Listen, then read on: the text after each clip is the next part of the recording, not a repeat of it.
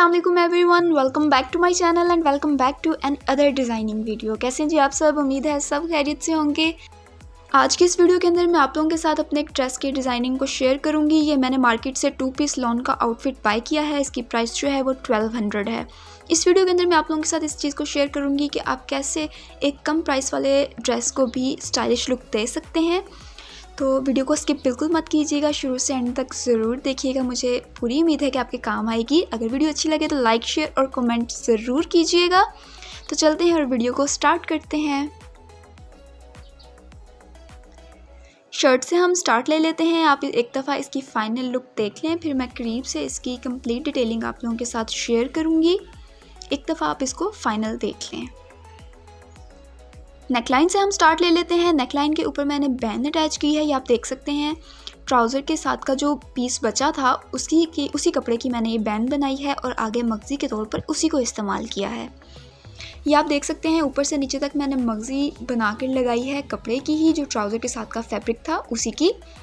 और आगे मैंने ये बटन्स अटैच किए हैं। 8 बटन मैंने इसके अटैच किए हैं और इनके दरमियान में जो फासला है वो 3 इंच का है, क्योंकि बटन्स मार्केट में इजीली अवेलेबल होते हैं। फ्रंट पे मैंने ये स्लिट रखी है। स्लिट की जो लंबाई है वो 6 इंच है। बाकी मैंने नीचे कपड़ा लगाकर इसको बंद कर दिया था। ऊपर से और नीचे से मैंने थोड़ी थोड़ी ये जो स्लिट्स रखी हैं, नीचे वाली जो स्लिट है उसकी लंबाई 6 इंच है। आप अपनी मर्ज़ी से अपनी लंबाई के मुताबिक जितना पहनना पसंद करें उतनी स्लिट रख सकते हैं। ये आप देख सकते हैं। इसके बाद बात कर लेते हैं इसके स्लीव्स की। स्लीव्स को मैंने बिल्कुल सिंपल बनाया है, स्ट्रेट स्लीव्स बनाए हैं। सिर्फ फ्रंट के ऊपर मैंने थोड़ी सी डिटेलिंग की है, वो ये कि मैंने इसके आगे भी मगज़ी इस्तेमाल की है फिनिशिंग देने के लिए, और इसको हल्की सी राउंड शेप दी थी। नीचे से ऊपर की तरफ आते हुए मैंने हल्की सी राउंड शेप में इसकी कटिंग की और मगज़ी लगाकर इसकी फिनिशिंग दे दी। तो बहुत ही एक अच्छी सी फाइन लुक जो है वो इसकी तैयार हो गई। ये आप देख सकते हैं। राउंड शेप जो है वो मैंने नीचे से ऊपर की तरफ आते हुए कटिंग की थी इसकी। अगर आप चाहें तो मैं इसकी कंप्लीट डिटेलिंग भी आप लोगों के साथ शेयर कर सकती हूँ, इसी कटिंग की और स्टिचिंग की। आप मुझे कमेंट सेक्शन में ज़रूर बताइएगा अगर आप सीखना चाहें।